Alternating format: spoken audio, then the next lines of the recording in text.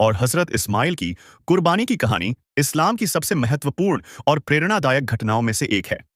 यह घटना न केवल अल्लाह के प्रति अटूट विश्वास और समर्पण का प्रतीक है, बल्कि बलिदान, आज्ञाकारिता और ईश्वर की कृपा को भी दर्शाती है। यह कहानी कुरान ए करीम में सूरह अस-साफ़ात में वर्णित है और हदीसों में भी इसका विस्तृत उल्लेख मिलता है।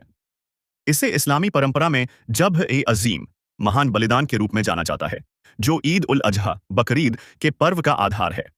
नीचे इस घटना का विस्तृत वर्णन 1000 शब्दों में प्रस्तुत है।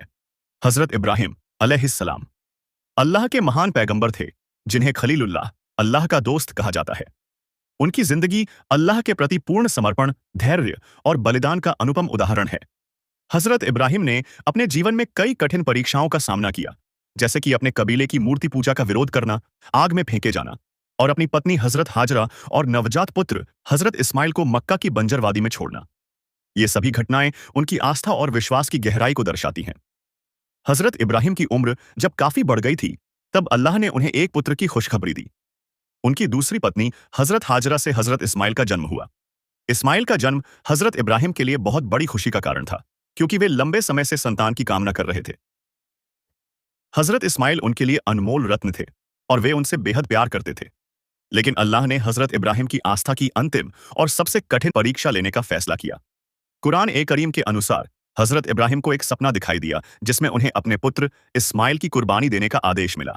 पैगंबरों के सपने सच्चे और अल्लाह की ओर से होते हैं, इसलिए हजरत इब्राहिम ने इसे अल्लाह का हुक्म समझा। यह आदेश उनके लिए अत्यंत कठिन था, क्योंकि इस्माइल न केवल उनके इकलौते बेटे थे, बल्कि उनकी उम्र भी तब तक काफी हो चुकी थी। इसके बावजूद हजरत इब्राहिम ने अल्लाह के प्रति अपनी आज्ञाकारिता और विश्वास को सर्वोपरि रखा। सपने के बाद हजरत इब्राहिम ने अपने पुत्र हजरत इस्माइल से इस बारे में बात की। कुरान में इस घटना का वर्णन इस प्रकार है।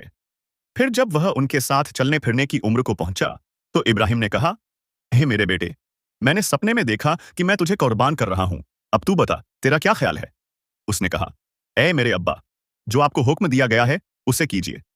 इंशा अल्लाह आप मुझे सब्र करने वालों में पाएंगे। हजरत इस्माइल की प्रतिक्रिया उनकी आस्था, आज्ञाकारिता और अल्लाह के प्रति समर्पण को दर्शाती है। इतनी कम उम्र में भी उन्होंने अपने पिता को न केवल अल्लाह के आदेश का पालन करने के लिए प्रोत्साहित किया, बल्कि स्वयं को कुर्बानी के लिए तैयार भी दिखाया। यह पिता पुत्र का अनोखा रिश्ता और अल्लाह के प्रति उनकी एकजुट भक्ति का प्रतीक है। हजरत इब्राहिम और हजरत इस्माइल दोनों ने अल्लाह के आदेश को स्वीकार कर लिया और कुर्बानी की तैयारी शुरू की।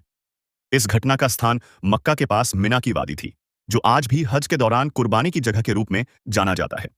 हजरत इब्राहिम ने अपने दिल में उठने वाले पिता के प्रेम को दबाया और अल्लाह की मर्जी को सर्वोच्च माना। दूसरी ओर हजरत इस्माइल ने भी अपने मन में कोई संदेह या डर नहीं आने दिया। जब कुर्बानी का समय आया, हजरत इब्राहिम ने हजरत इस्माइल को जमीन पर लिटाया और उनकी आंखों पर पट्टी बांध दी, ताकि उन्हें कोई तकलीफ न हो।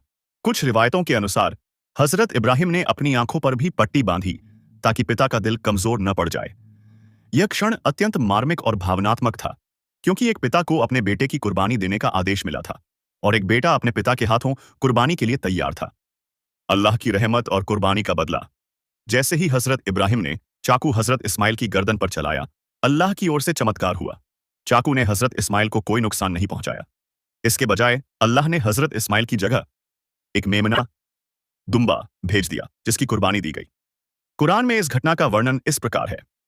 फिर जब दोनों ने अल्लाह के सामने सर झुका दिया और उसने उसे माथे के बल लिटा दिया, तो हमने उसे पुकारा, ए इब्राहिम, तूने अपने सपने को सच कर दिखाया।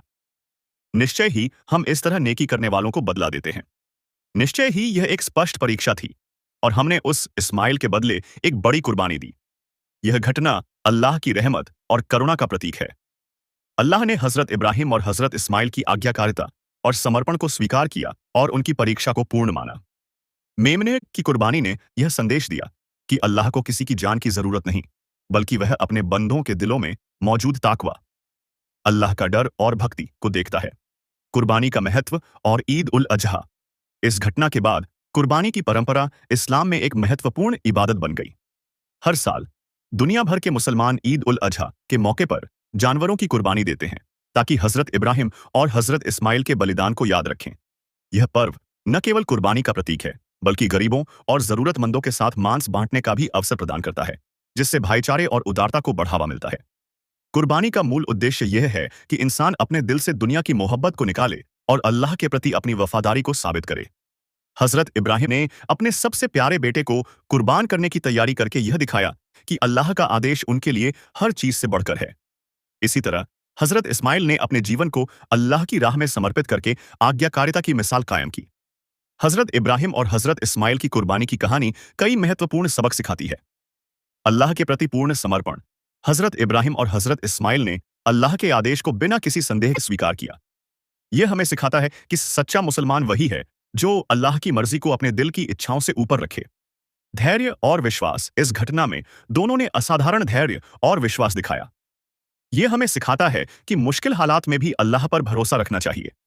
पिता पुत्र का रिश्ता।